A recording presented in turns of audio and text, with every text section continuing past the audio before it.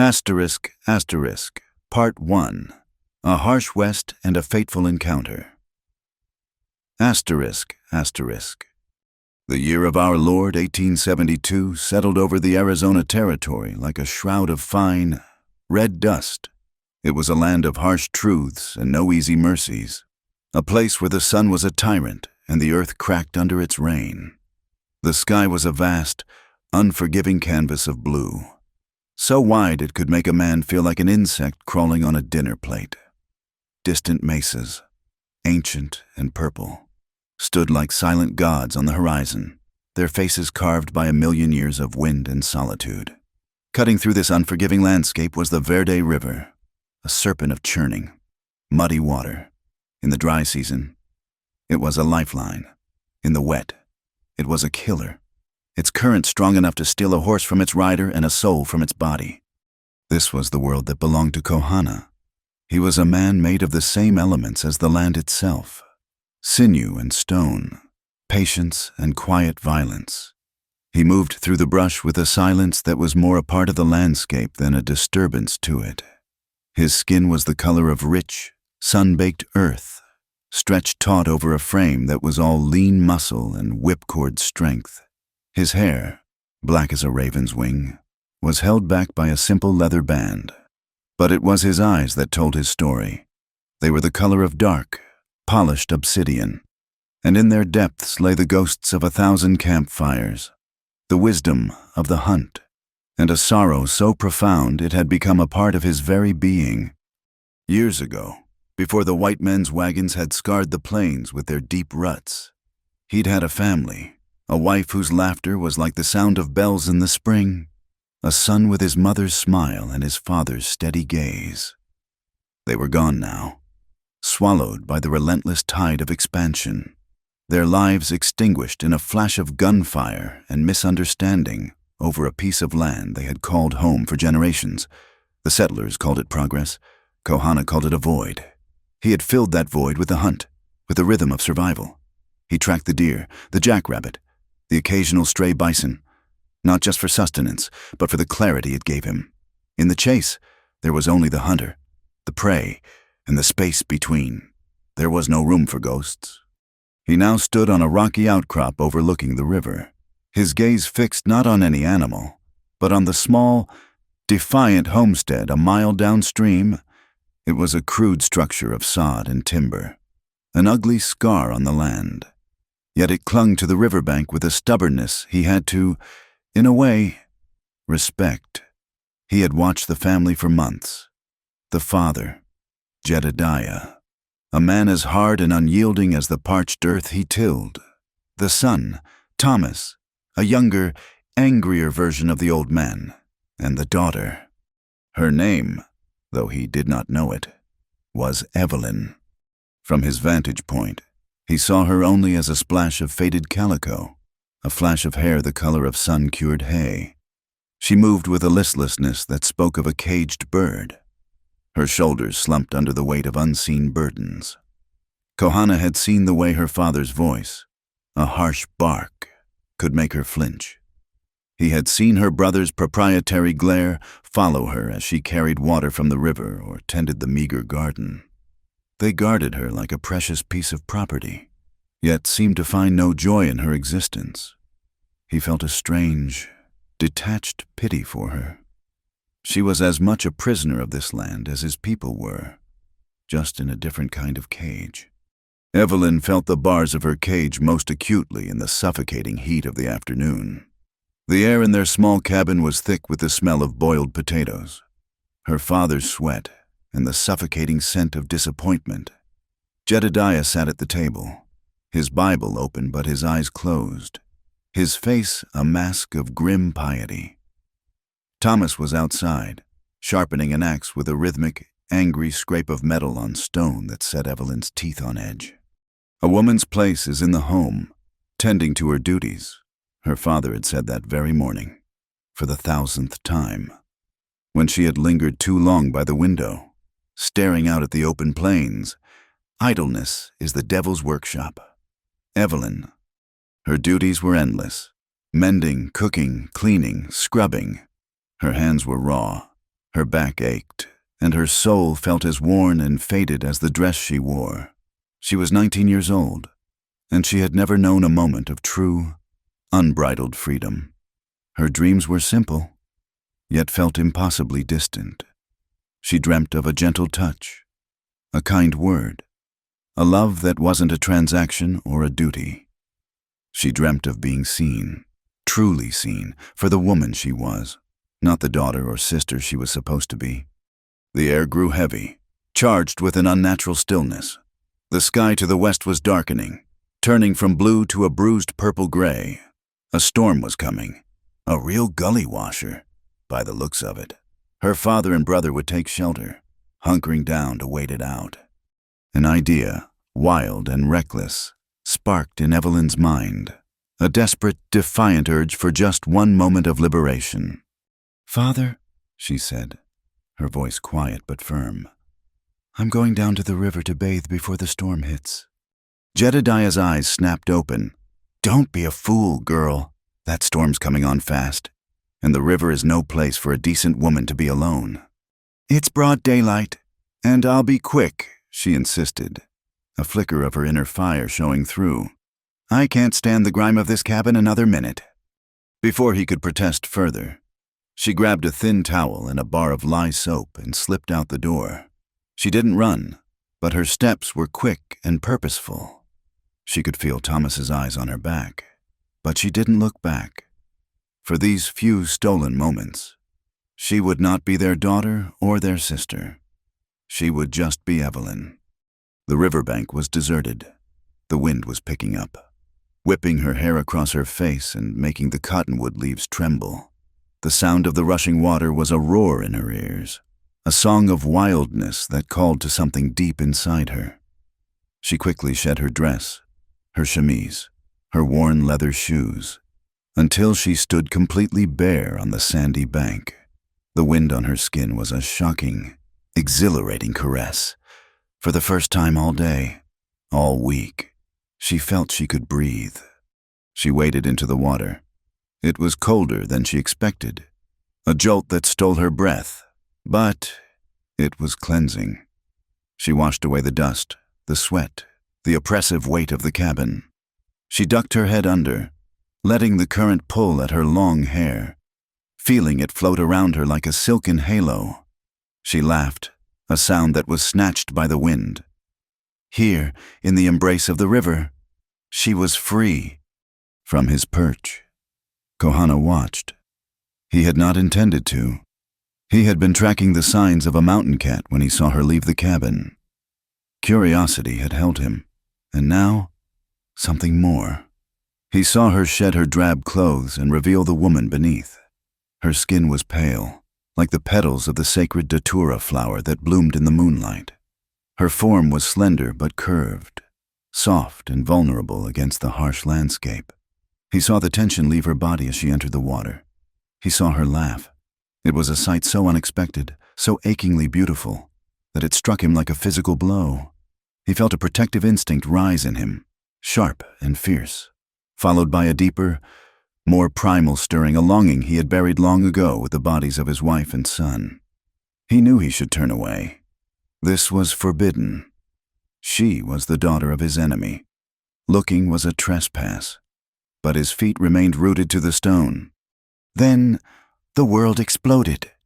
A clap of thunder cracked directly overhead, a sound so violent it seemed to split the very sky. The rain began not as a drizzle, but as a torrential downpour. A solid sheet of water that blurred the world into a gray chaos.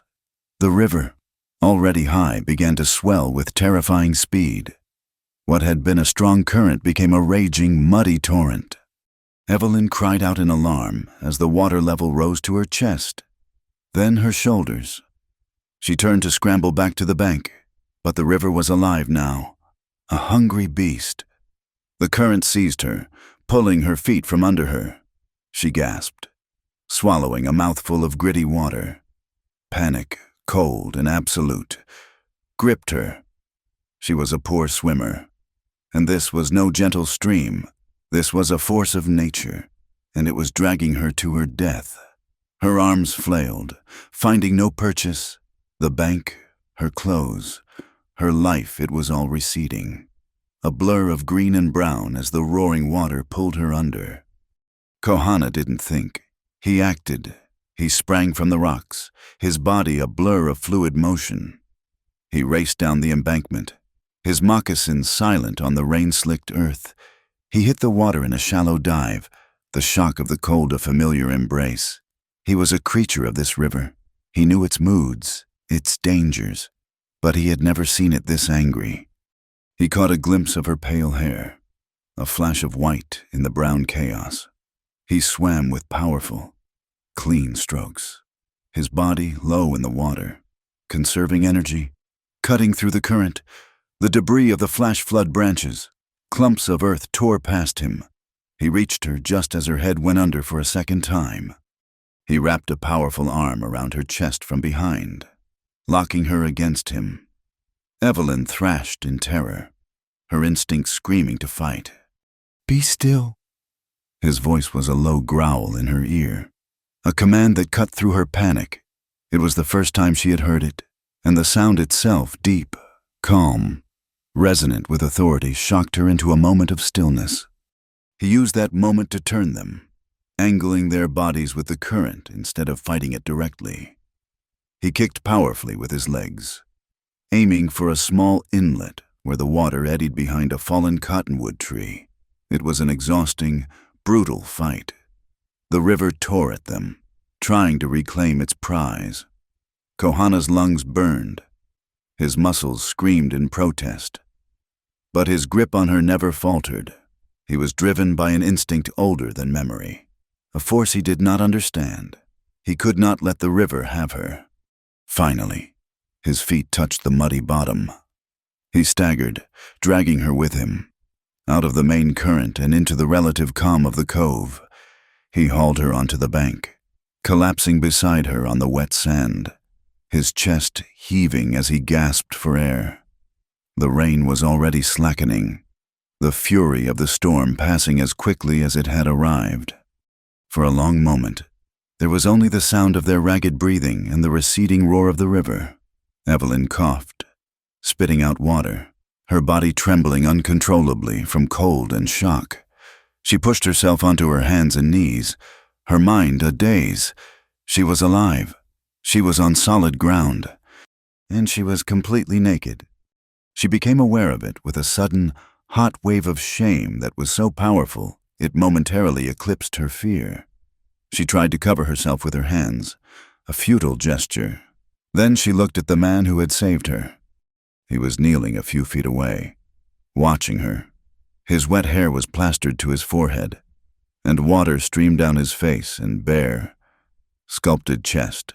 He was an Apache, a savage, as her father would say. The kind of man she had been taught to fear her entire life.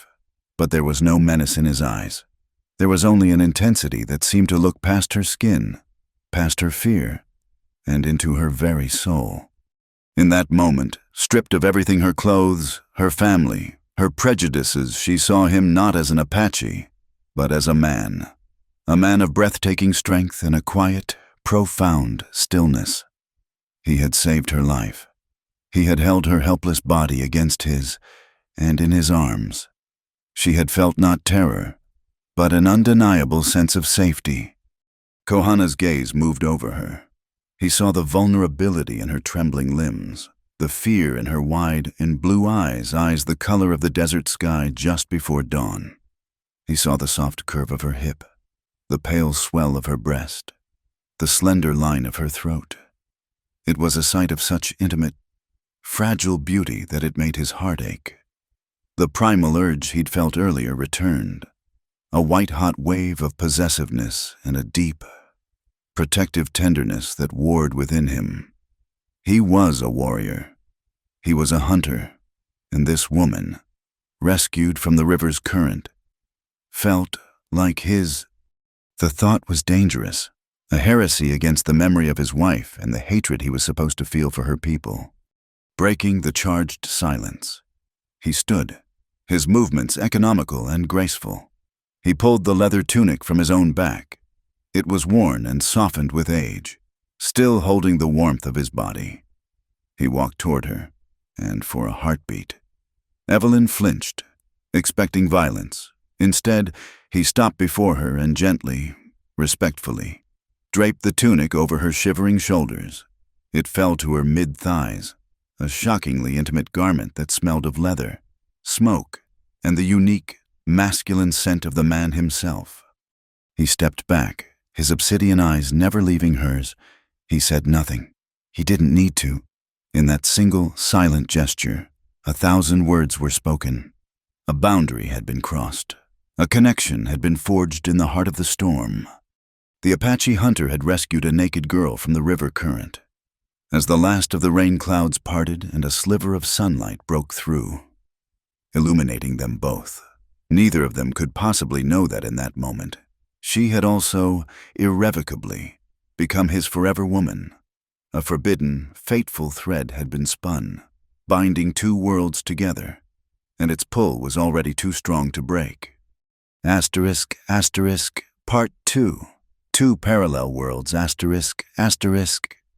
The world came back into focus slowly, filtered through the haze of shock and the thin fabric of an impossible reality. Evelyn was alive, breathing, and wrapped in the tunic of an Apache warrior. The warmth of his skin was still on the leather, a startling intimacy that both terrified and comforted her. He stood a few feet away, a figure carved from the very rock and earth of the canyon, his bare chest glistening with river water. He raised a hand, not to touch her, but to point through the clearing trees in the direction of her home.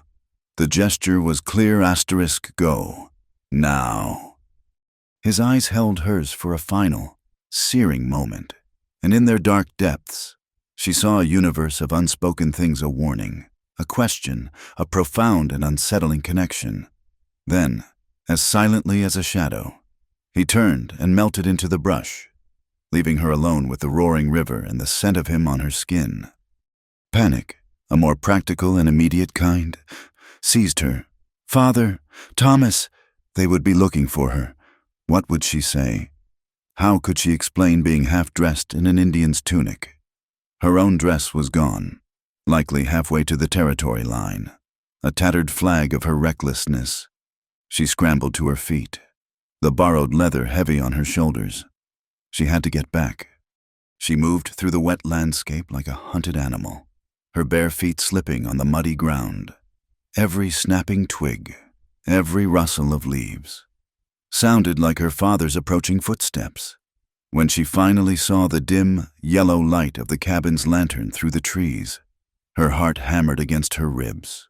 She crept to the back of the small structure, near the wood pile where she kept a few of her private things hidden in a loose log. With trembling fingers, she pulled off the tunic. The leather was still warm. She buried her face in it for a brief, mad second, inhaling the scent of him smoke, sage, man, before folding it tightly and shoving it deep into the hollow log. She would come back for it. She had to. Taking a deep breath, she plastered her wet hair to her head, smeared a bit of mud on her arms and face for effect, and stumbled through the front door. Jedediah and Thomas looked up from the table, their faces twin masks of anger and relief. "Where in God's name have you been?" "Girl," Jedediah's voice was a whip crack. "We were about to come looking for you, caught in that squall. I wager." Evelyn allowed her body to tremble, a performance that required little acting. "The river, it rose so fast," she stammered, her voice raspy. "It pulled me under. I was lucky to grab a root along the bank. It tore my dress clean off me." She hugged her bare arms, a gesture of both modesty and remembered terror. "I've been hiding in the brush, waiting for the rain to stop. Too ashamed to come back like this." Thomas's eyes narrowed, sweeping over her with a possessive, suspicious gaze. "You see any Indians out there?" The question was a physical blow. Evelyn's heart leaped into her throat. "No," she said, her voice surprisingly steady. "I saw no one. I was alone." The lie tasted like ash in her mouth, but it settled between them. a plausible story born of the wildness of the land. Her father grunted, his anger subsiding into gruff concern. Foolishness, utter foolishness. Get yourself something to wear and thank the good Lord you're not at the bottom of that river. Evelyn fled to the small, curtained-off corner that served as her room. She pulled on a drab, patched-up nightgown, but she could not scrub the feeling of Kohana's arm around her chest, the memory of his eyes on her bare skin. Her world, once a small, predictable, and miserable place, had been split in two. There was the cabin, the world of duty, fear, and her father's God. And then there was the river, the world of freedom, terror, and the Apache hunter. She lived in one, but her soul now belonged to the other. Miles away, in a small, hidden encampment nestled in the mesas, Kohana sat by his fire. The flames cast dancing shadows on his impassive face, but his mind was a whirlwind. He had touched her. He had saved the life of one of the people who had taken everything from him. It was a betrayal of his ghosts, a violation of the cold, hard shell he had built around his heart.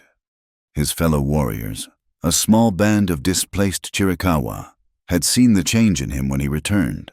His friend, a grizzled older man named Taza, watched him now from across the fire. "Your hunt was long today," Taza said, his voice low. "You find anything?" Kohana stared into the flames. "A mountain cat. It got away." Another lie. He could feel the weight of it, as foreign to him as the settler's cabin. The river was angry, Taza observed, his eyes wise. It is a bad omen to interfere with the river when it is angry. Kohana's jaw tightened. He knew what Taza was implying. To save someone from the river was to steal a soul from the spirits of the water. It created a debt, a connection. He had not just saved a white woman. He had bound himself to her in a way his people would see as dangerous and unnatural. Why had he done it? The warrior in him, the man who mourned his murdered wife, had no answer. But the man who had looked into Evelyn's sky-blue eyes, who had felt her fragile body tremble in his arms, knew. He had seen not an enemy, but a woman, a spirit as trapped as his own. The image of her, standing naked and defiant in the water, was burned behind his eyes, a vision that brought with it a heat that had nothing to do with the fire. In the days that followed, an invisible wall rose between Evelyn and her family. She performed her chores with a mechanical obedience, but her mind was always elsewhere. It was by the river, replaying every second of her rescue. The terror, yes, but more than that, the shocking, electrifying feeling of his strong hands on her body, the calm authority in his voice. She would find herself pausing in her work, her breath catching in her throat, as the memory washed over her. Her father's sermons on sin and temptation now felt intensely personal, as if he could see the secret she harbored in her heart. Thomas's watchful presence became almost unbearable. He seemed to sense a shift in her, a new and hidden depth he could not access, and it made him surly and suspicious. "You've been quiet lately," he said one evening, cornering her by the water barrel. "Got secrets?" "Evelyn." "I've got chores," she'd replied, turning away, her heart pounding. The secret was the Apache's tunic. The next day, under the pretense of gathering firewood, she had retrieved it from the hollow log, in the privacy of her corner. She held it to her face, breathing in its scent. It was her only tangible proof that he was real, that the event hadn't been a fever dream brought on by the storm. It was a dangerous relic, a piece of a forbidden world she kept hidden under her thin mattress. She knew she had to go back to the river. It wasn't a choice. It was a compulsion, a thirst. A few days after the storm, she took a bucket, telling her father she was going for fresh drinking water from a spot upstream where it ran clearer. Her hands shook as she walked the familiar path. Was she hoping to see him? Dreading it, she didn't know. She reached the small cove where he had pulled her from the water. The river had receded, leaving behind a tangle of new driftwood. The place was empty, silent save for the cry of a hawk overhead. A wave of disappointment, so sharp it felt like grief, washed over her. What had she expected that he would be waiting? He was a phantom, a wild creature of this land. She filled her bucket and turned to leave when she saw it. Lying neatly folded on a flat, sun-bleached rock was her dress. It was damp and streaked with mud, but it was whole. He had found it. He had come back, and he had left it for her. Her breath hitched. He had been here. He had been thinking of her. She looked around wildly, her eyes scanning the rocks, the trees, the shadows. Nothing. He was gone. But he had left a message. He was watching. This began their strange, silent courtship. Every other day, Evelyn would find a reason to be by the river, and more often than not, she would feel his presence before she saw him. It would be a flicker of movement on the ridge opposite the riverbank, or the unnerving feeling of being watched. Then she would see him, a tall, still figure, standing motionless, simply observing her. They never spoke. He never crossed the river. She never acknowledged him beyond a slight, almost imperceptible pause in her work. The river was the boundary between them, a no-man's land separating their two worlds. Yet, across that rushing water, their eyes would meet, and a silent conversation would take place. It was a conversation of longing, of curiosity, of a shared dangerous secret. For Kohana, these sightings were a self-inflicted torture. He told himself he was merely keeping an eye on the settlers, gauging their movements, but he knew he was there for her. He was drawn by a force he could no longer deny. He watched her mend clothes by the riverbank, her fingers moving with a delicate grace. He watched the way the sun caught the gold in her hair. He saw the sadness that clung to her like a second skin, the way her shoulders would slump when she thought no one was watching. He saw a prisoner, and the warrior in him wanted to fight for her freedom. The man in him simply wanted her.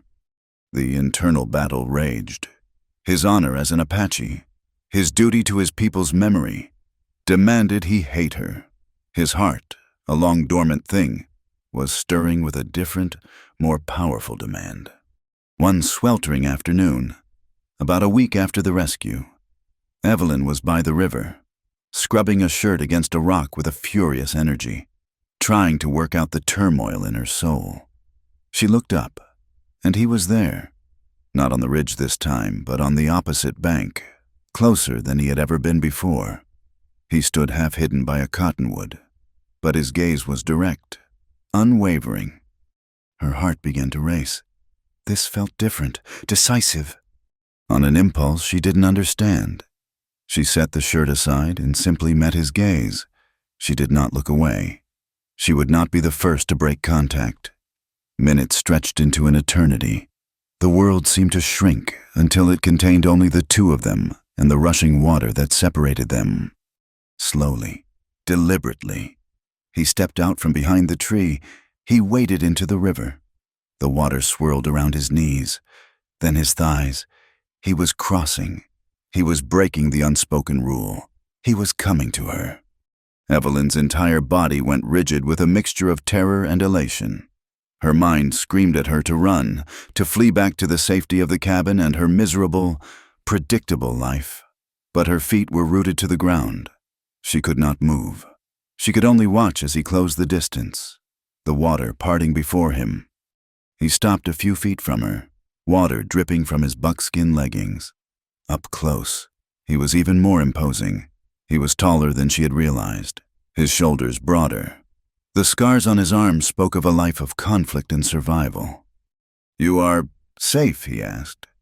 His voice was just as she remembered it, a low, quiet rumble.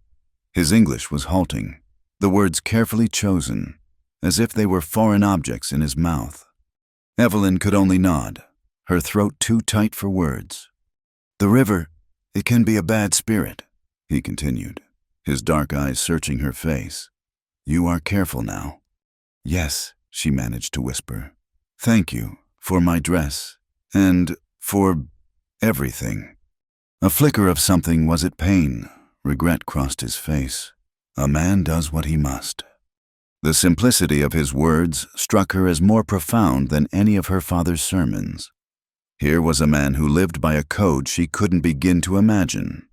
Yet it had compelled him to save her, the daughter of his enemy. She was consumed by a desperate need to know more, to understand the man behind the stoic mask. "What is your name?" she asked. The question bold and reckless. He hesitated for a long moment, his gaze turning inward. To give his name was to give a part of himself. It was a bridge between their worlds she was asking him to build. "My people call me Kohana," he said at last. "Kohana," she repeated, the name feeling soft and strange on her tongue. "I am Evelyn." "Evelyn," he said, tasting the name. He looked at her then, a long, searching look that made her feel as if he were seeing every secret she had ever kept, every dream she had ever hidden. He saw the cage she was in, and she, in turn, saw the profound loneliness in his eyes, the ghosts that haunted him. In that moment, they were no longer just an Apache and a white woman. They were Kohana and Evelyn, two lonely souls on opposite sides of a river, caught in a current far more powerful and dangerous than the one that had almost claimed her life. They both knew that this conversation, this meeting, was a point of no return. They had stopped being parallel worlds and had started on a path of inevitable, catastrophic collision, and neither of them had any desire to turn back. **, Part 3, Forbidden Fascination, Smoldering Fire, **. The exchange of names had changed everything. It was a bridge built of sound, flimsy yet undeniable. Spanning the raging river of their differences, there could be no going back to silent glances. A new, more dangerous chapter had begun, one that required stealth, courage, and a shared language of secrecy. Their first planned meeting was an act of faith, the morning after he had spoken his name to her. Evelyn found a single, perfect hawk's feather placed on the rock where her dress had been. It was black-tipped and pristine, a stark shape against the pale stone. There was no mistaking its meaning. It was a sign, a summons. It spoke of the sky, of freedom, of a perspective she could only dream of. She knew, with an instinct that seemed to bloom from a place deeper than thought, that he would be waiting for her that night, after the moon had climbed over the eastern mesas. Lying was becoming a second skin for Evelyn. She claimed a sickness of the stomach to her father, a plausible ailment in the summer heat, which allowed her to retire early.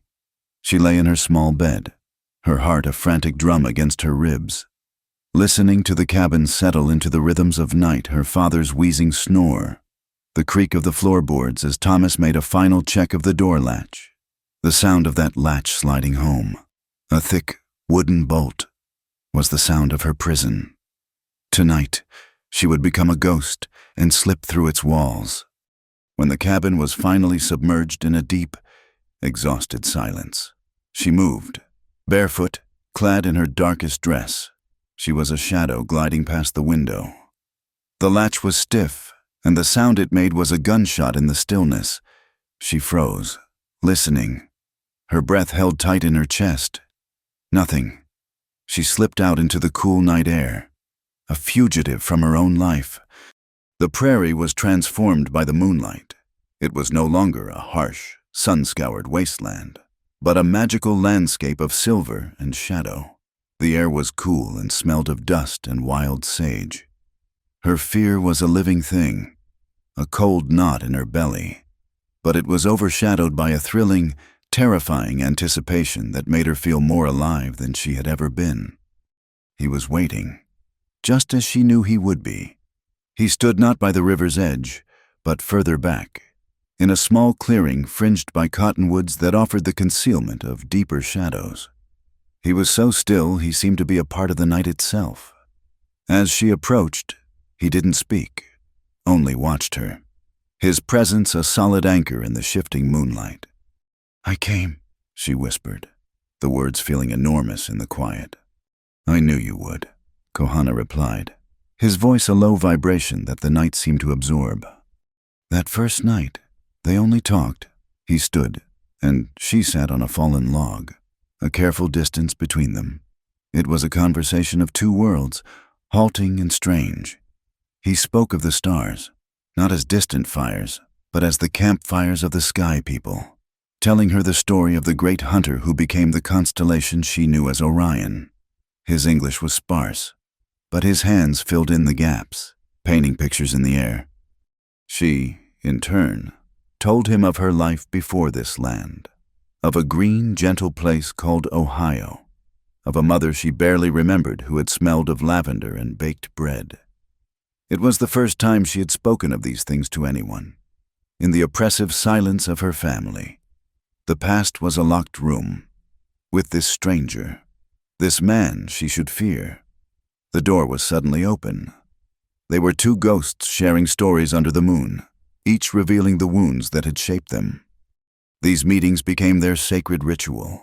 A feather, a uniquely patterned stone, a sprig of juniper left for her to find, these were the words of their new language. Evelyn became a creature of the night, an expert in deceit. She learned the rhythms of her father's sleep, the precise weight needed to lift the door latch without a sound.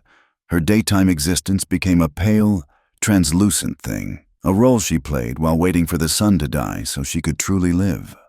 The constant fear of discovery was a sharp, metallic taste in her mouth, but it only made their stolen hours more precious. For Kohana, the risk was just as great. His absences were noted. Taza's wise, knowing eyes would follow him as he prepared to leave camp. "The night hunt calls to you often," Taza had remarked one evening, his tone neutral but the question clear. "The two-leggeds are restless. I watch them," Kohana had replied, the half-truth a shield. "It is one thing to watch the wolf outside the camp," Taza had said, his voice soft as smoke. "It is another to invite it to your fire. Be careful, my friend. A woman of their people carries a different kind of danger." Kohana knew Taza was right, but the danger was precisely what made it feel so vital.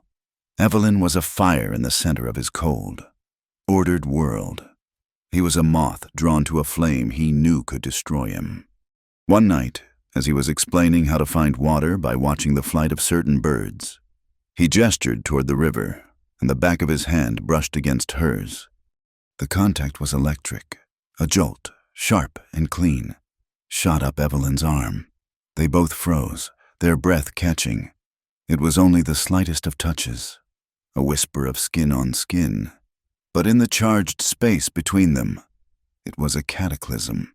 She could feel the heat of him, the rough, callous texture of a hand that knew work and weapons. He didn't pull away, nor did she. They remained perfectly still, the night air crackling around them, their hands hovering a hair's breadth apart. The boundary of air and space had been breached. The next time they met, the unspoken question of that touch hung between them. As they sat on the log, their shoulders were closer than before. He was telling her about a close call with a grizzly bear when he was a boy, and his voice was low and intense. Evelyn was so captivated by the story, by the firelight dancing in his dark eyes, that she shivered, though the night was not cold. He stopped talking. "You are cold," he stated. "No, Before she could finish, he reached out and took her hand. It was not an accident this time. It was a deliberate, conscious act. His fingers wrapped around hers, his thumb stroking gently over her knuckles. His hand was large, warm, and impossibly strong, yet his touch was gentle. It engulfed her small hand completely. It was not the grasping, proprietary touch of her brother or the stern, guiding hand of her father. It was a touch that offered comfort and asked for nothing, yet it laid a claim on her so profound it made her dizzy. She laced her fingers through his, a silent answer, a surrender. They sat that way for a long time, not speaking, their joined hands a bridge that said everything. The world outside their moonlit clearing ceased to exist. There was only the warmth of his hand, the sound of the river, and the steady, comforting presence of him beside her.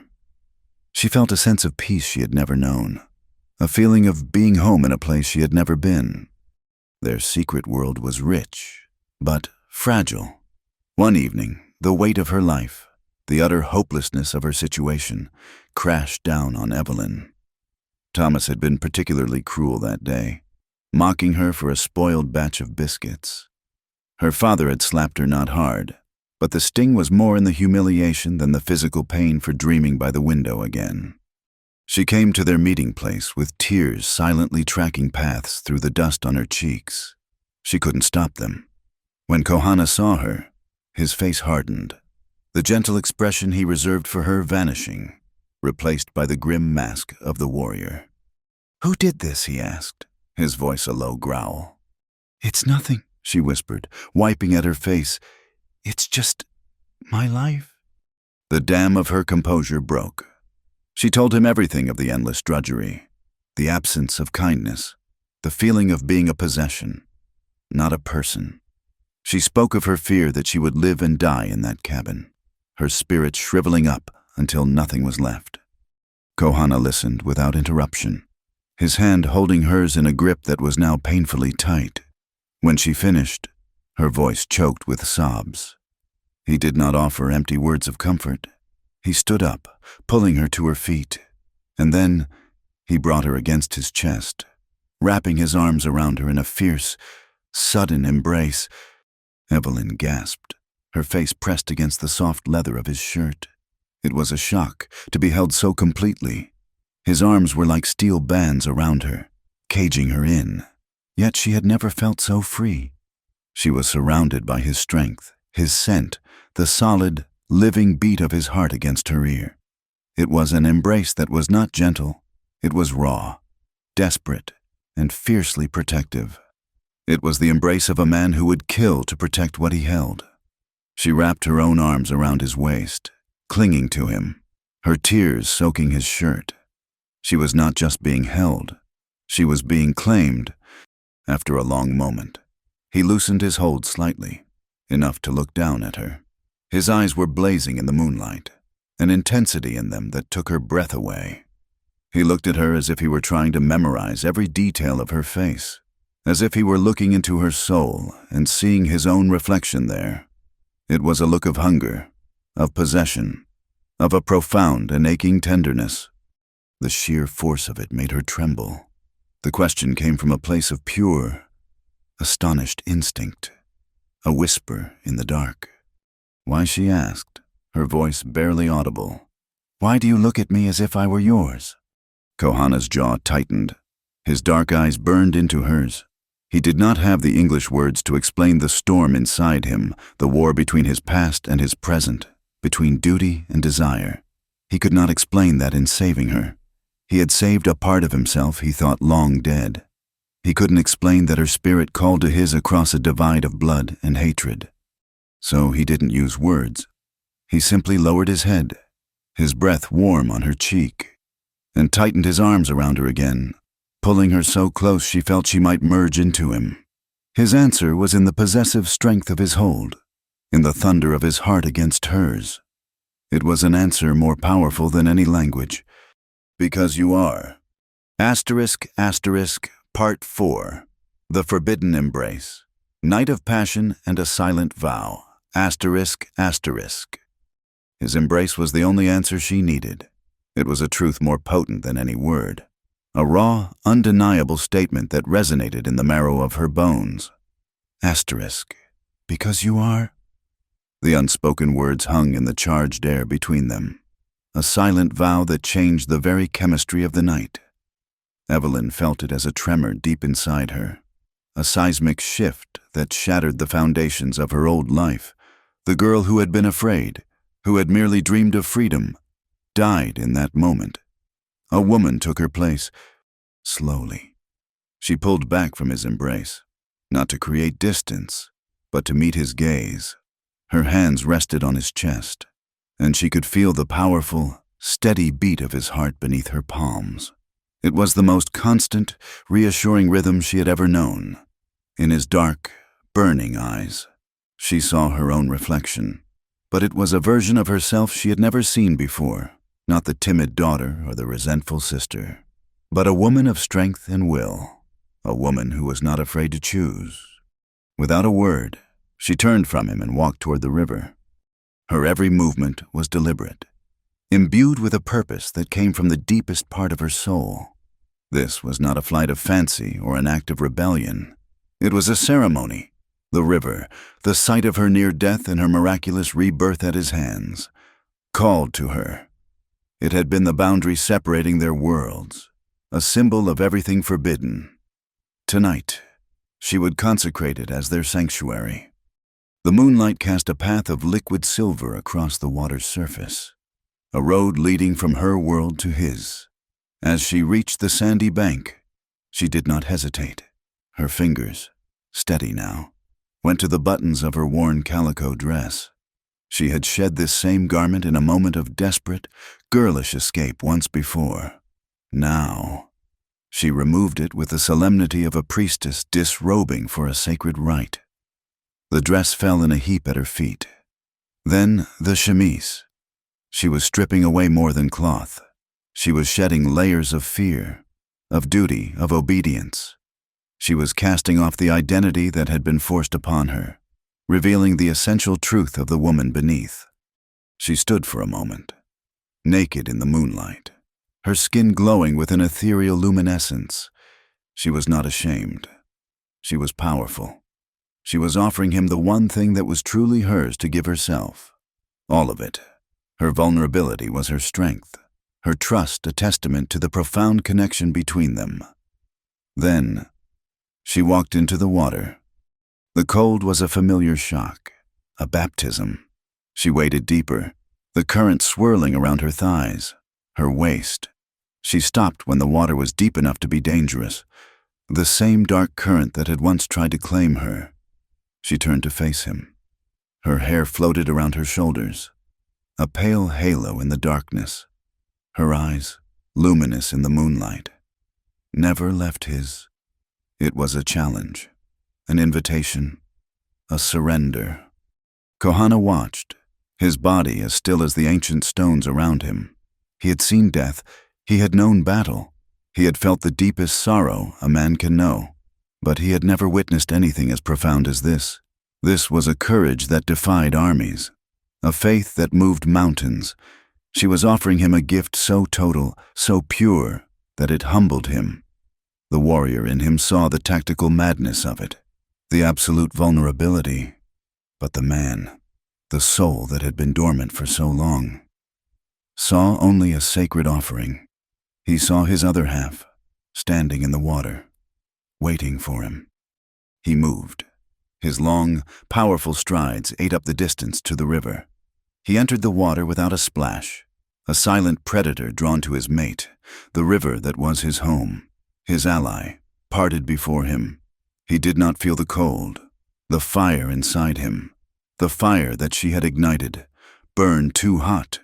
He reached her in the heart of the current, the moonlight casting them both in a divine, otherworldly glow.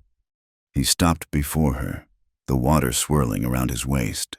He raised a hand, his fingers trembling slightly, and brushed a wet strand of hair from her cheek.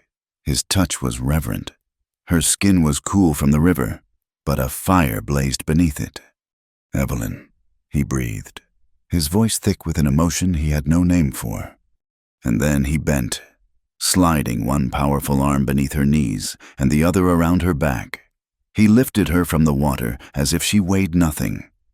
The moment was a perfect, crystalline echo of their first meeting. He had pulled her from this same water to save her from death. Now, he lifted her from it to bring her to life. As he carried her from the river, her arms wrapped around his neck, her wet body pressed against his bare chest, she knew the circle was complete. He laid her down in their secret clearing, on a bed of soft grass that was still cool and damp from the earlier rains. He stood over her for a moment, his silhouette a dark, powerful shape against the moon-drenched sky. He was the spirit of this wild land, and she, in her startling paleness, was the spirit of a world he was never meant to know. And here, in this sacred space between night and morning, they would become one.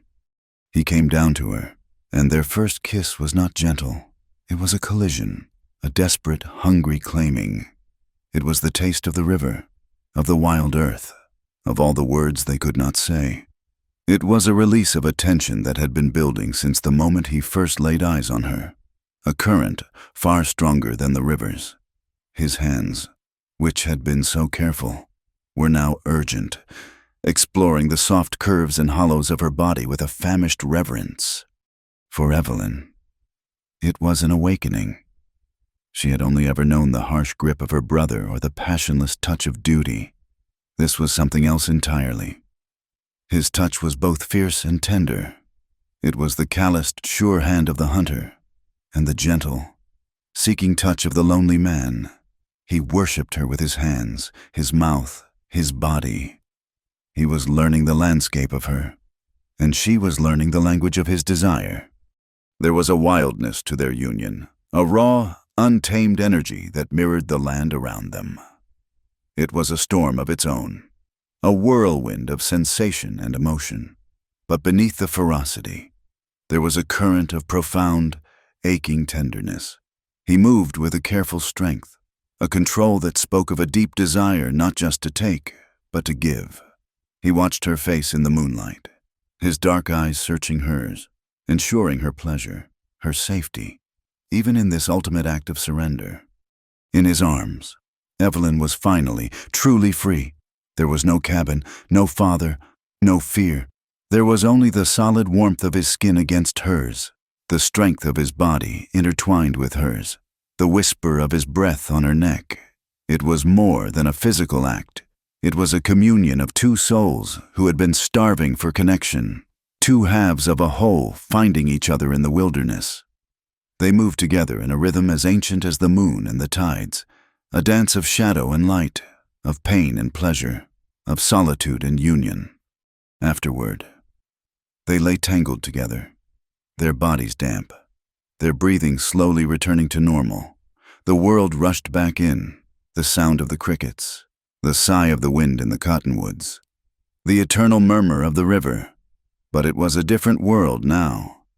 Everything had changed. Evelyn lay with her head on his chest, her ear pressed against the place where she had first heard his heart beat. It was slower now, a deep, steady drum.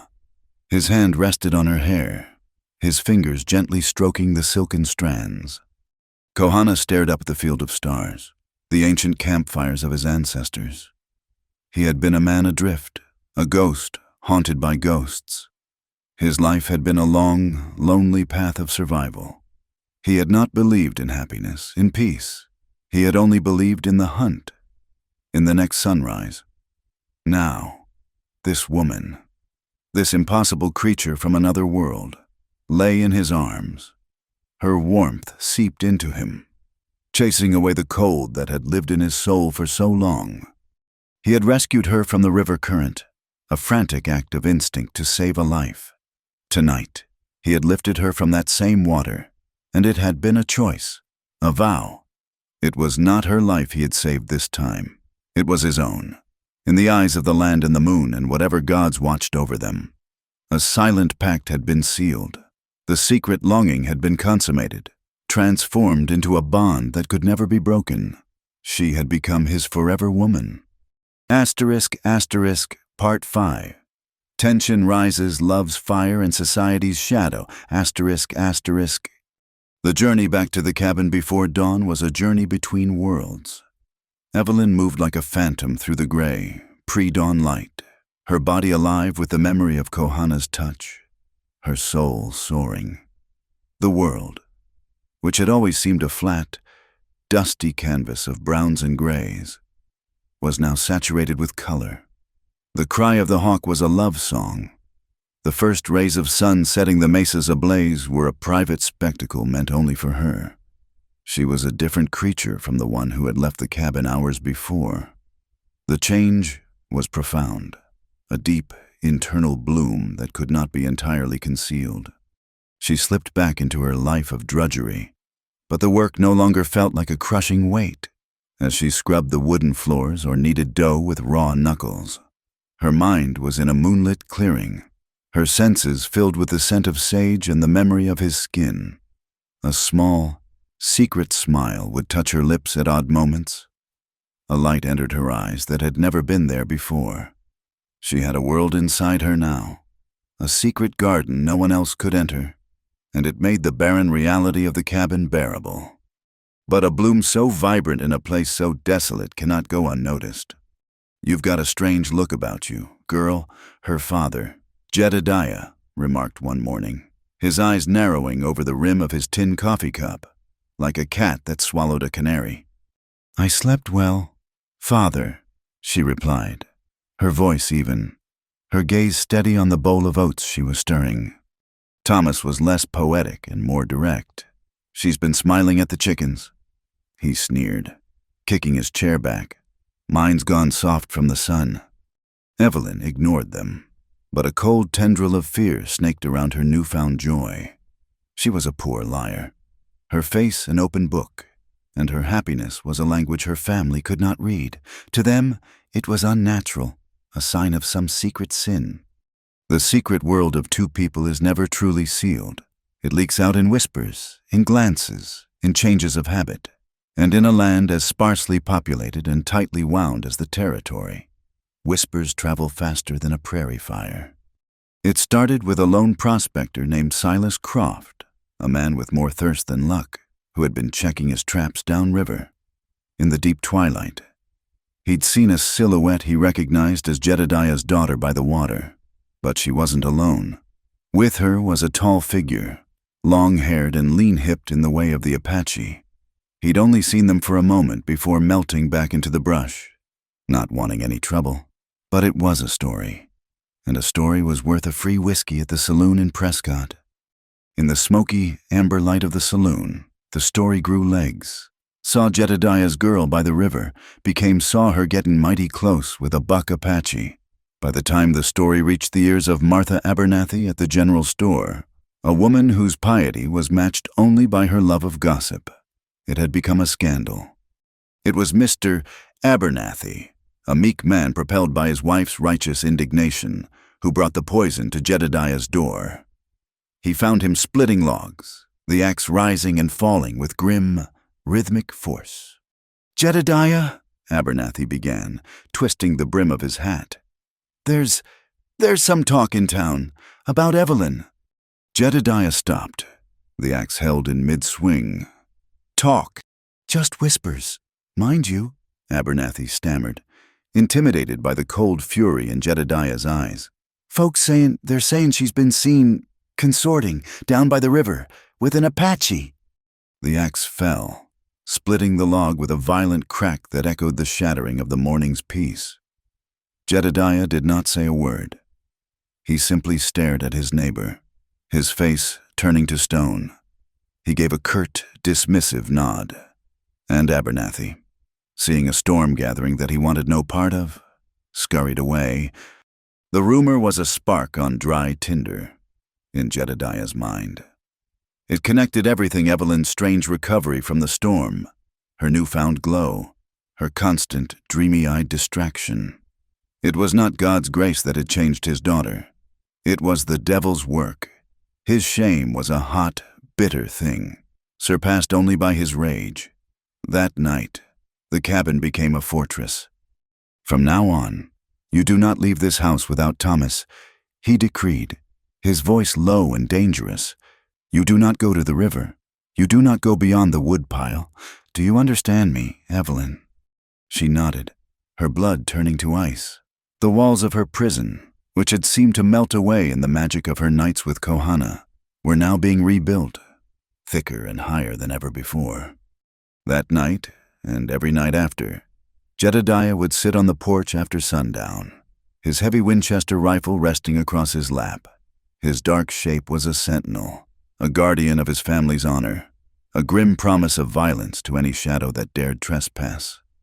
The cage had been locked, and the warden was watching.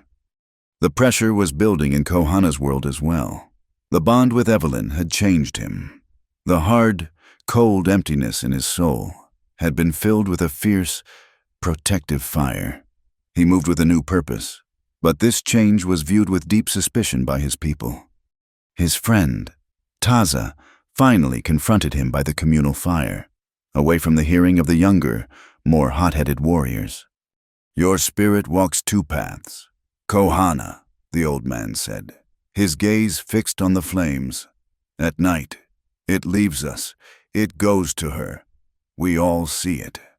"I watch the settlers," Kohana replied, his voice defensive. "It is wise to know your enemy." "She is not your enemy." Taza's question was soft, but it held the sharp edge of a flint knife. "Look at me, my friend. Her skin is the color of the treaties they broke. Her people's words are the smoke that choked our children. Their plows are the knives that cut our mother. The earth, she is all of that. How can you look at her and not see the ghosts of our dead?" The words were a physical blow, striking at the heart of Kohana's own conflict. "She is not them," he said, his voice raw. "When I look at her, I see a woman." "You see a weakness, another warrior, a young man named Nakai, whose family had also been killed, spat from the shadows. You trade your honor for a white woman's comfort. It is a betrayal. While you are sharing secrets with her, her brother and father are loading their rifles, waiting for a chance to kill us all. She will make you soft. She will make you dead." Kohana stood, his body taut with a rage he could not unleash. He was caught between two worlds, loyal to one by blood and history, and bound to the other by a love that defied all reason. He was becoming an outcast among his own, the trust he had earned over a lifetime of battle and hardship eroding with every secret journey he made into the night. The walls were closing in, making their love a desperate, frantic thing. Meetings that had once been filled with quiet discovery were now fraught with a feverish urgency. Getting away was a monumental risk for Evelyn. One night, she feigned a violent sickness, creating a diversion that allowed her to slip out while her father was fetching a different kind of medicine from a locked chest, a bottle of whiskey. She ran, her lungs burning, her feet flying over the dark earth, all for a few stolen moments with Kohana. She found him not in their clearing, but hidden in a deep ravine closer to her home, a place of sharp rocks and deep shadows. The danger had forced them to abandon their sanctuary. "I cannot stay long," she gasped, collapsing into his arms. The feel of him was the only thing that felt real, the only solid ground in her tilting world. "My father, he watches. He has a gun. He knows. He suspects something." "My people watch me too," Kohana said, his voice grim as he held her tight. "They say my spirit is sick. They say I betray them." They were two fugitives, their love their only country. The fear of discovery, the constant threat of violence, stripped their relationship down to its raw, essential core. There was no room for doubt or hesitation, only a fierce, desperate clinging to one another. Every touch was charged with the possibility of being their last. Every kiss was both a greeting and a goodbye. The pressure, instead of breaking them, forged their bond into something unbreakable. They were no longer just lovers. They were allies, soldiers in a war against the world. Their love was not an escape from their harsh realities anymore. It was the weapon they used to fight back. It was an act of defiance, a declaration that their connection was more real and more powerful than the hatred that surrounded them. One night, as they huddled together in the ravine, the moon a distant, cold sliver, they heard it, the unmistakable sound of a man's heavy boots crunching on the gravel of the ridge above them. They froze, their bodies pressed together, hardly daring to breathe. It was Jedediah. He was patrolling further than usual, his suspicion a restless, prowling beast. Kohana put a hand over Evelyn's mouth, his other arm a band of steel around her. He was utterly motionless, his senses on a razor's edge, his body ready to explode into violence to protect her. They listened as the footsteps paused, then continued on, fading into the distance. They waited in a dead, ringing silence for a long time after he was gone. The close call left them both shaking. Their secret garden had been breached. The outside world was no longer at the gate. It was inside the walls. Evelyn looked up at Kohana, her face pale in the faint moonlight. The fear was gone. replaced by a cold, hard certainty. "He will find us," she said, not a question, but a statement of fact. "Yes," Kohana replied, his voice a low whisper. They both knew it was true. The whispers had become a storm, and the storm was about to break over their heads. Their stolen moments were running out. The fire of their love, fanned by the winds of hatred and fear, was about to ignite a blaze that would consume everything. Asterisk, asterisk, Part 6. The Reckoning, Blood and Tears, asterisk, asterisk. The air in the cabin grew so thick with unspoken accusations it became difficult to breathe. Every meal was eaten in a tense, suffocating silence, punctuated only by the scrape of forks on tin plates. Jedediah's eyes followed Evelyn's every movement, a cold, constant surveillance that felt like a physical weight. He no longer sat on the porch with his rifle. He had taken to prowling the perimeter of the homestead at unpredictable hours of the night, a grim specter moving through the shadows. Thomas, emboldened by his father's suspicion, treated her with open contempt, his words like small, sharp stones meant to chip away at her composure. Evelyn felt herself shrinking, withering under the relentless pressure. The vibrant, secret world she had shared with Kohana was being starved of air, and with it, her own spirit. She had not seen him in over a week. There were no more feathers, no more signals. The risk was too great. The silence from him was a tangible ache, a void that left her feeling hollowed out and terrified. Was he safe? Had he given up on her? The not knowing was a torment worse than her father's anger.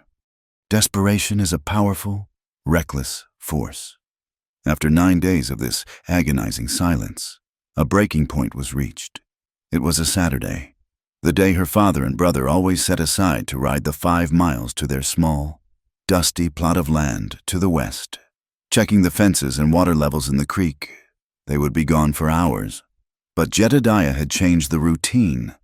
"Thomas and I will check the western fence line," he announced at breakfast. But his eyes were locked on Evelyn. "You will stay here. Bolt the door behind us. Do not open it for anyone. We will be back before noon." It was a test. She knew it. He was leaving her alone, a piece of bait in his trap, to see if she would run. The thought should have terrified her, but instead, a wild, defiant hope flared in her chest. It was a chance, a single, desperate chance. She had to believe Kohana would feel her need, that he would be watching, waiting. She bolted the door as instructed and watched from the window as they rode off, 2 rigid figures shrinking against the vast landscape. The moment they were out of sight, she flew into action. There would be no secret meeting tonight. It had to be now, in the harsh, unforgiving light of day. She grabbed a small satchel, stuffing it with a piece of dried meat and a water skin, not a plan, but an instinct. She scribbled a frantic, barely legible note on a piece of scrap paper. Asterisk, gone for herbs. Be back soon. It was a flimsy lie, but the only one she could conjure. She left it on the table and slipped out the back, her heart hammering against her ribs. She didn't run towards the river, but in the opposite direction, towards a rocky outcrop that would give her a vantage point. The sun was hot on her head, the air thick with the buzzing of insects.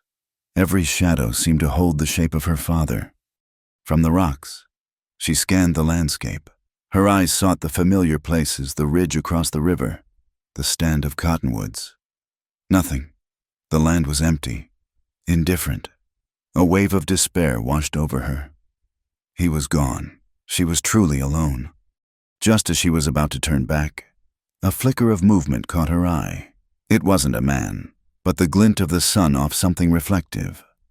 High up in the mesas to the north, his territory. It was a signal, a piece of polished stone or metal, flashing twice in quick succession. It was a call. He was there. He had been waiting. Relief and terror warred within her as she scrambled down the rocks and ran, not towards the signal, but towards their last meeting place, the ravine. It was their only known ground.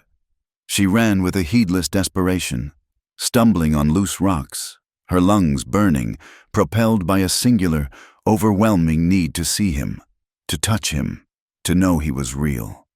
She found him waiting in the shadows of the ravine, and the sight of him made her knees weak. He stepped forward as she approached, his face a mask of grim concern. "It is not safe," he said, his voice low and urgent, his hands gripping her arms. "Your father, he is hunting." "I know," she gasped, her breath coming in ragged sobs. "I had to. I couldn't. I thought you were gone." "I am never gone," he said, and the simple finality of his words was the most beautiful thing she had ever heard. He pulled her into a fierce, desperate embrace. For a moment, they just held each other, two fugitives finding a fleeting sanctuary. "We cannot do this anymore. Evelyn," he said, his voice rough with pain as he pulled back to look at her. "This path leads only to blood." "Then what do we do?" she cried, her voice breaking. "I cannot go back to that life. I can't." Before he could answer, a shadow fell over the entrance to the ravine. So the town gossip was true. The voice was cold iron. It was Jedediah. He stood there, not 20 feet away, his Winchester held steady. Its dark, round muzzle pointed directly at Kohana's chest. Beside him stood Thomas, his own rifle raised, his face a mask of triumphant hatred. They hadn't gone to the fence line. It had all been a ruse. Everything slowed down. The buzzing of the insects faded. The world shrank to the small, dusty space between the two armed white men and the unarmed Apache. Kohana moved in a blur, pushing Evelyn behind him, shielding her with his body. He raised his hands slowly, palms out, a universal sign of peace that was utterly ignored. "Step away from my daughter, you heathen," Jedediah commanded, his voice shaking with a rage so profound it was almost calm. "She is not your property," Kohana said, his English clear and steady, his eyes locked on Jedediah's. "She is my blood, and you have defiled her." Jedediah's voice cracked, the righteous fury of a patriarch whose authority had been challenged, whose honor had been stained. "Thomas, if he moves, you shoot him." "With pleasure," Thomas snarled, his knuckles white on the stock of his rifle. Evelyn peered around Kohana's shoulder, her heart a block of ice in her chest. "Father, no, you don't understand. He saved my life." "Be silent," Girl Jedediah roared, his gaze not leaving Kohana. "You have brought this shame upon us. You will be dealt with. But first, this devil will pay for his sin." The standoff stretched, a taut wire of hate ready to snap. Kohana knew he could close the distance in 2 heartbeats, that he could likely disarm one or both of them before they could fire an accurate shot. But he also knew what would follow. A dead white man meant a war party. It meant Evelyn would be caught in the middle, branded a traitor to her people, her life forfeit. His only choice was to de-escalate, to talk, to reason with men who were beyond reason. But he never got the chance. From the ridge above the ravine, another voice called out, this one in the sharp, guttural tones of the Apache language. "The traitor shows his true colors. He protects the white woman from her own kind." Nakai. He stood on the rocks above them, flanked by 2 other warriors. His face was contorted with a look of vindicated fury. They had followed Kohana. Their worst suspicions confirmed. They saw not a man protecting his love, but a warrior shielding the enemy. The scene exploded into chaos. Thomas, startled by the new arrivals, swung his rifle up towards the ridge. It was the opening Kohana needed. He lunged forward, not at Jedediah, but at Thomas. He moved with the speed of a striking snake, his hand clamping down on the rifle barrel, wrenching it upwards. The gun discharged with a deafening roar, the bullet singing harmlessly into the sky. In the same motion, Kohana slammed the butt of the rifle into Thomas's jaw. Thomas crumpled to the ground, unconscious. Jedediah, seeing his son fall, let out a cry of pure rage and charged, swinging his heavy rifle like a club. Kohana sidestepped the clumsy attack. grabbing the rifle and shoving Jedediah back, but he was exposed. From above, Nakai and the others descended into the ravine like wolves. They ignored the white men. Their target was Kohana. "You fight for them," Nakai screamed, his knife flashing in the sun. "This is not your fight," Nakai Kohana yelled back, parrying a blow from Jedediah while turning to face his own people. It was a battle on two fronts, a nightmare of shifting alliances and pure hatred. Evelyn could only watch in horror, her screams lost in the cacophony of shouts and grunts. Jedediah recovered and came at Kohana again. At the same time, Nakai and another warrior tackled Kohana from the side, their combined weight sending all three men crashing to the ground. It was no longer a fight, it was a savage beating. Kohana was a formidable warrior, but he was overwhelmed, caught between his enemies and his brethren. Nakai's fists, hard as rocks, slammed into his face and ribs. Jedediah, his face purple with exertion, joined in, kicking at the down man with his heavy boots. Evelyn saw it all in fractured, horrific flashes, the glint of Nakai's knife as he cut the bow from Kohana's back, the sickening thud of her father's boot connecting with Kohana's side, the dark blood that began to stain the dust. "Stop!" she shrieked, throwing herself into the fray, trying to pull her father away. "Stop it! You're killing him!" Jedediah backhanded her across the face, sending her sprawling into the dirt. The blow was stunning in its casual brutality. "Get back, you whore! This is what you wanted." The fight was over quickly. Kohana, battered and bruised, was pinned to the ground. He had stopped fighting back, a strategic choice to end the violence, but it looked only like defeat. One of Nakai's warriors produced a leather thong and began to brutally bind Kohana's hands behind his back. Thomas was beginning to stir, groaning on the ground. Jedediah stood over the bound Kohana, his chest heaving, his face a mask of sweat and righteous fury. Nakai stood as well, his expression one of cold, hard contempt as he looked from Kohana to Evelyn. In his eyes, they were two halves of the same betrayal. The conflict had reached its apex, here, in this dusty ravine. Love had come face to face with generations of hatred, and hatred had won. The justice of the white man and the justice of the Apache had converged on a single point, and their verdict was the same guilt. Jedediah grabbed Evelyn's arm, his fingers digging into her flesh like claws, and hauled her to her feet. "You are coming home. You will be cleansed of this filth." He began to drag her away, back toward the cabin, back to her prison. She fought against him, stumbling, her eyes locked on Kohana. Nakai and the others were pulling him to his feet, preparing to drag him back to their camp, back to their own form of justice. Across the few feet of blood-soaked dust that separated them, Kohana met her gaze. His face was a swollen, bruised mess, his lips split and bleeding, but his eyes were clear, and in their dark, desperate depths, Evelyn saw not surrender. She saw a warrior's spirit, unbroken, and she saw a silent, desperate message meant only for her. It was not a plea for his life. It was a plea for hers. Live. But as she was pulled away, watching the man she loved being led to what she could only assume was his death, she knew that was a command she could not obey, not without him. **, Part 7. Falling Action, The Choice of Freedom. **. The journey back to the cabin was a walk through a waking nightmare.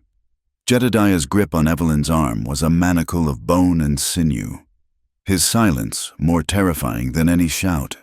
The world she had known, with its harsh but predictable miseries, had been burned to the ground in the dusty chaos of the ravine. She was no longer just a disobedient daughter. She was a traitor, a consort to the enemy, the living embodiment of her family's deepest shame. Thomas stumbled alongside them, nursing his bruised and swelling jaw, his eyes glowing with a venomous hatred that was almost feral. He looked at Evelyn as if she were a snake he had found in his bed. When they reached the cabin, the heavy wooden door slammed shut behind them with the finality of a tomb. "Into your room," Jedediah commanded, his voice a low, gravelly rumble, devoid of all emotion save for a chilling, absolute certainty. He shoved her toward the curtained-off corner. "You will stay there until I decide what is to be done with you." Evelyn fell onto her thin mattress, the scratchy wool a familiar but now alien texture. She heard the scrape of a heavy chest being dragged across the floor, the thud of it being set against the wall on the other side of her curtain. She was barricaded in, a prisoner. Through the thin fabric, she heard their voices, low and violent. "We should have let the Apache kill him," Thomas hissed, his words slurred by his injured mouth. "Then we should have taken her out back and taught her a lesson she'd never forget." Silence. Jedediah's voice cut through his son's. It was a voice she had never heard before, not angry, not righteous, but broken. It was the voice of a man whose world had crumbled, whose fundamental beliefs had been shattered. "She is a vessel of sin, a hollowed-out thing. We cannot cleanse her here. I will ride to Prescott tomorrow. I will speak to Reverend Michael. There are convents in the East, places for fallen women, or perhaps a widower in the next territory. A man who needs a wife and asks no questions. Her life here is over. She is dead to this family." The words were like nails being hammered into her coffin. A convent, a forced marriage to a stranger, a life sentence in a different prison. Far from the only thing that had ever made her feel alive, she was to be erased. Her existence a stain to be scrubbed from the family's history. She pressed her face into the lumpy mattress, her body trembling. This was the crossroads. The choice was stark and brutal. She could submit. She could become the fallen woman, the repentant sinner. She could accept her fate, save her physical life, and allow her soul to be buried alive. She could obey her father and preserve what he called honor. Or she could fight. The image of Kohana's face flashed in her mind, his eyes bruised and swollen, yet so incredibly clear. That final, desperate look. Asterisk live. Asterisk. At first, she had thought it was a command for her to survive, to endure her punishment, but now, in the suffocating darkness of her prison, she understood its true meaning. He wasn't telling her to merely breathe and eat and sleep. He was telling her to asterisk live asterisk as the woman she had become in his arms, strong, free, and alive with a love that defied the world. And that life was impossible without him. To live meant to save him. The timid, fearful girl who had inhabited this room for 19 years was gone. In her place was a woman forged in the fire of a forbidden love and hammered into shape by the violence she had just witnessed. A cold, clear resolve settled over her, chilling her fear into a sharp, focused point. She knew what her father was. She knew what Nakai was. They were two sides of the same coin of hatred. They would not show Kohana mercy. She was his only chance, and she had to act now. Her mind, once a place of daydreams, became a strategist's map. She needed a weapon. Her father's Winchester would be in his hands or by his side. But Thomas's rifle, the one Kohana had knocked away, where was it? She pictured the scene in the cabin. After they'd returned, Thomas had propped it against the wall by the door, too consumed with his own pain to secure it, and the ammunition box was on the shelf right above it. She needed a diversion, something big enough to draw both men out, to give her the few precious seconds she would need. Her eyes fell upon the small, grimy window of her room. It looked out onto the back of the cabin, towards the small, tinder-dry barn where they kept their meager supply of hay and tools. "Fire!" She waited, her senses strained, listening to the movements in the main room. She heard the clink of a bottle, the heavy sigh of her father. She heard Thomas pacing like a caged wolf. She gave them an hour, letting the whiskey and their simmering rage lull them into a false sense of security. Then she moved. The window was old, the wood swollen. She used the heel of her shoe, wrapping it in a piece of her dress to muffle the sound. She struck the corner of the frame again and again. Sharp, brutal blows. The wood splintered, groaned, and finally gave way. The opening was small, but she was slender. She squeezed through, scraping her skin on the rough wood, and dropped silently to the ground outside. The night was dark, the moon hidden by a thin veil of clouds. She crept to the woodpile and grabbed the tin of kerosene they used for the lamps. The barn door was latched with a simple wooden pin. She slipped inside, the air thick with the sweet, dry scent of hay. Her hands did not tremble.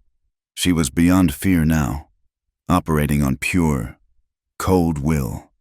She doused a pile of hay in the corner furthest from the entrance, then struck a match from the small box she always kept for the kitchen stove. The hay caught with a terrifying asterisk whoosh asterisk, the flames climbing the dry timber walls with an hungry roar. She didn't wait to watch it burn. She sprinted to the front of the cabin, peering through the window. The orange glow was already visible. She heard a shout from inside, a curse from her father. The front door burst open and Jedediah and Thomas ran out, their faces illuminated by the growing blaze, their attention fixed on the threat to their livelihood. This was her moment. She slipped through the open door, a ghost in her own home. The rifle was exactly where she'd remembered. She grabbed it. Her hands found the ammunition box on the shelf, and she stuffed a handful of heavy brass cartridges into her pocket. The rifle was heavy, unfamiliar, an ugly, brutal tool, but in her hands, it felt like the key to the entire world. She was out the door and gone before her father and brother even realized the fire was the least of their problems. She did not run blindly. She moved with a purpose and a skill she hadn't known she possessed. The lessons Kohana had taught her during their stolen night stories and observations she had absorbed without realizing it came flooding back. Asterisk. The bent grass tells you the direction of travel. A broken twig shows the haste of the one who passed. Listen to the night birds. Their silence means a predator is near. She became a hunter, tracking not deer, but men. She found their trail leading away from the ravine, back toward the river. She found them less than a mile from where the confrontation had happened. They had made a small, smokeless fire in a hollow by the riverbank. Kohana was tied to a cottonwood tree, his head slumped against his chest. Nakai and the other two warriors were arguing, their voices sharp and angry in their native tongue. It was clear they were divided on what to do. Nakai's face was a mask of cold fury. He wanted justice. The others seemed less certain. Evelyn dropped to her belly, crawling the last 50 yards through the brush until she had a clear view. Her heart ached at the sight of Kohana, so still and broken. But there was no time for sorrow. She rested the heavy rifle on a flat rock, just as she had seen her father do 100 times. She pulled back the hammer. The metallic click was the loudest sound she had ever heard. She did not aim at a man. That was a line she was not ready to cross. She aimed at the ground, a few feet in front of Nakai's feet. She squeezed the trigger. The rifle bucked against her shoulder with a force that nearly broke it. The roar of the shot shattered the night, and a plume of dust erupted where the bullet hit. The arguing stopped instantly.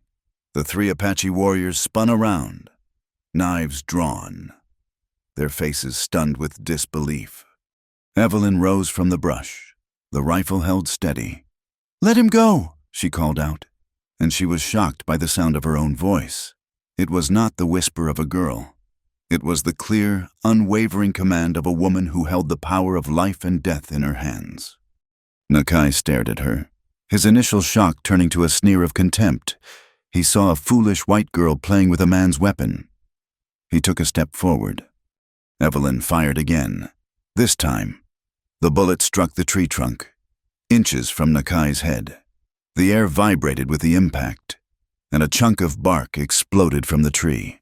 The sneer vanished from Nakai's face. This was not a game. From behind her, she heard another shout, "Evelyn, put the gun down. In the name of God, put it down." Her father and Thomas had arrived.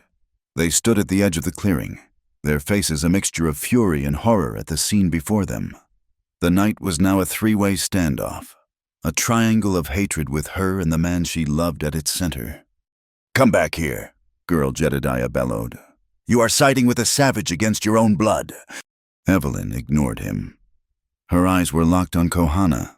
He had raised his head, and he was watching her, a look of profound, stunned astonishment on his bruised face. The student had not only learned the lessons, she had surpassed the master. She knew she had one last chance before the chaos turned into a bloodbath. She had seen her father hit a running rabbit at 100 yards. She had watched Thomas shoot bottles off a fence post. She had never fired a gun before tonight, but her will was absolute.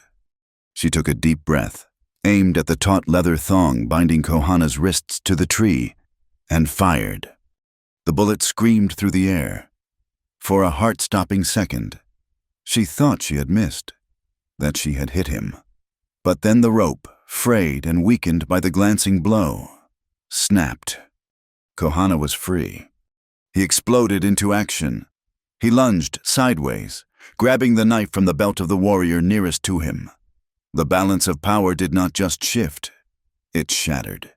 Nakai and the others, faced with a free and armed Kohana and a woman with a rifle, hesitated. Jedediah raised his own Winchester, but he didn't know who to aim at. In that moment of perfect, violent confusion, Kohana did not attack. He turned and sprinted to Evelyn's side, grabbing her hand. His touch was an electric current. "Now," he said, his voice a low, urgent command. "We run!" He pulled her with him, away from her family, away from his tribe. They ran for the river, plunging into the cold, dark water. It was no longer a barrier. It was their escape. As they struggled towards the opposite bank, Evelyn looked back. She saw the figures of her father and her brother, and the figures of Nakai and his warriors, standing on the same side of the river, united for a moment in their shared hatred and disbelief, watching as their worlds disappeared into the night. She had made her choice. She had abandoned her past, her family, her very name. She had paid the price for freedom, and as she felt Kohana's hand holding hers, pulling her safely to the other side, she knew, for the first time in her life, that she was truly home. Asterisk, asterisk, part 2, resolution forever woman, asterisk, asterisk. The river was a torrent of black, icy water that stole their breath and numbed their limbs. It was a desperate, chaotic baptism, washing away the blood and the gunpowder, washing away their old lives. On the far bank, they collapsed onto the muddy ground, gasping, their bodies trembling with cold and the violent aftermath of adrenaline. Behind them, across the water, the flickering lights of torches and the faint, angry shouts of the men they had left behind were a fading nightmare. Before them lay only darkness, an unknown, untamed wilderness that promised nothing but the freedom to run. They didn't rest. Kohana, though battered and moving with a pained stiffness, pulled Evelyn to her feet.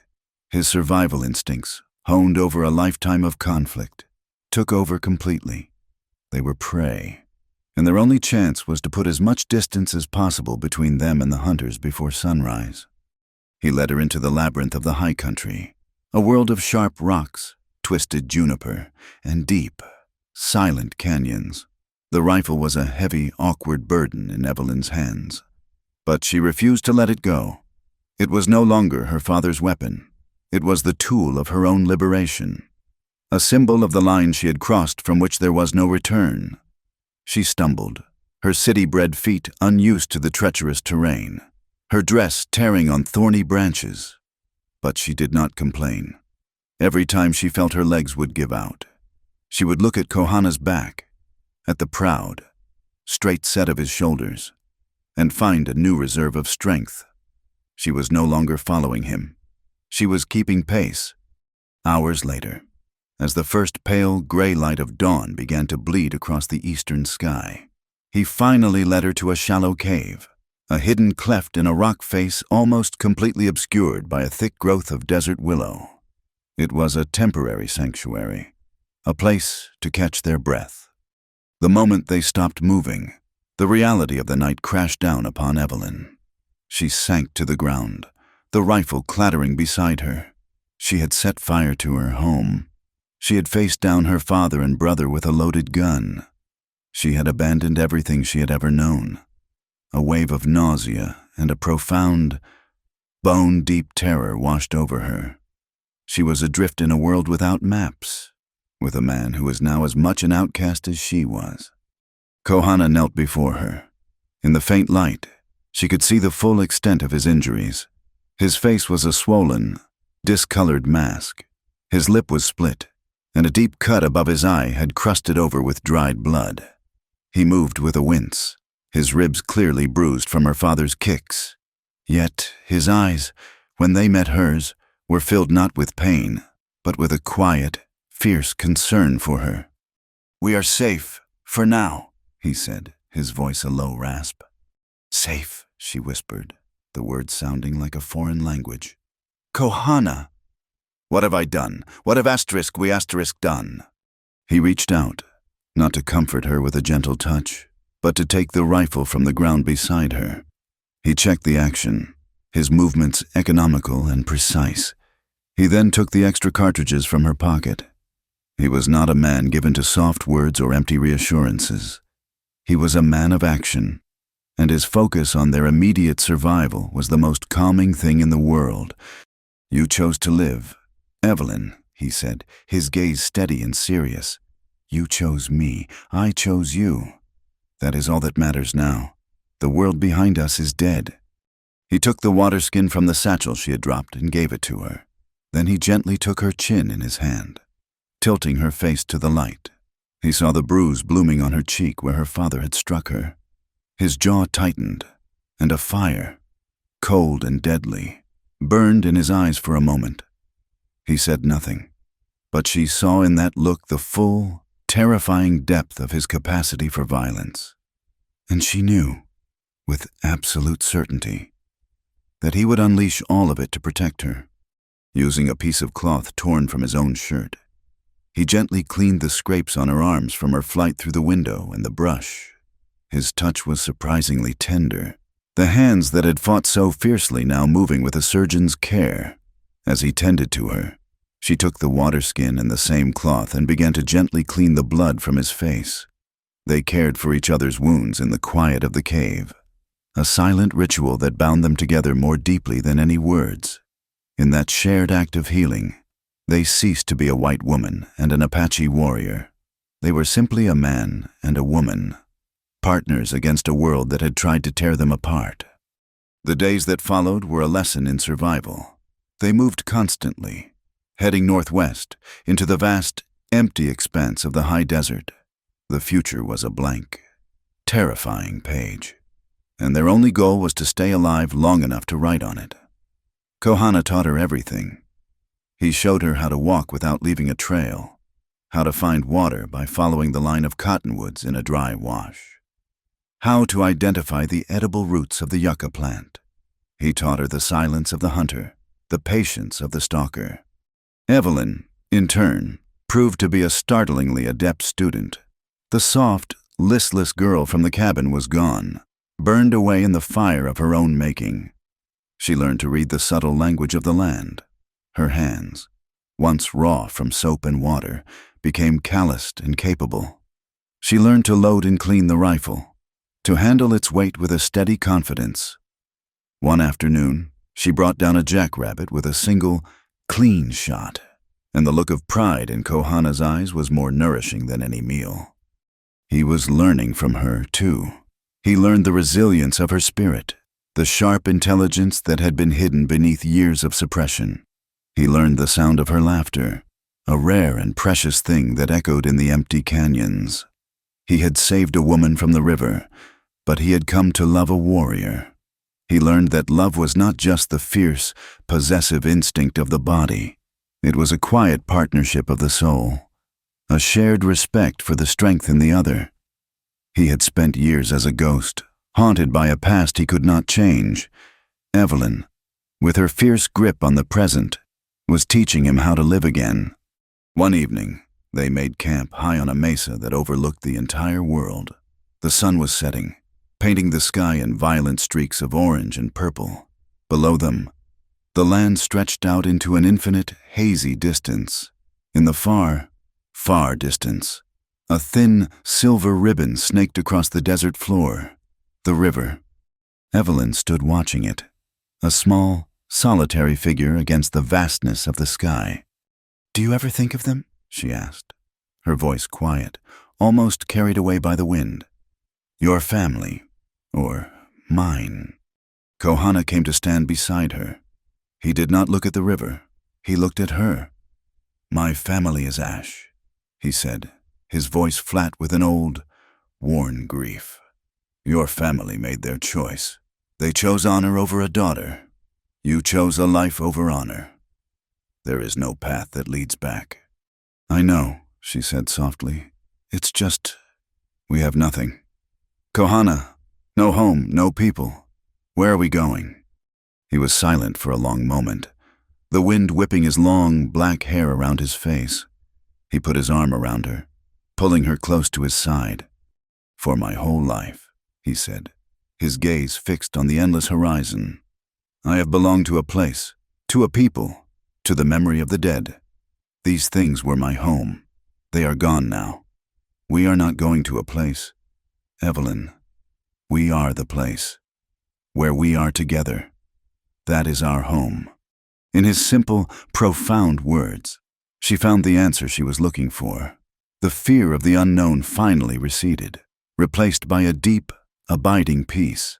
She leaned her head against his shoulder, her hand resting on his chest, and watched as the last of the sun's fire died, and the stars, bright and cold in the clear desert air, began to appear one by one.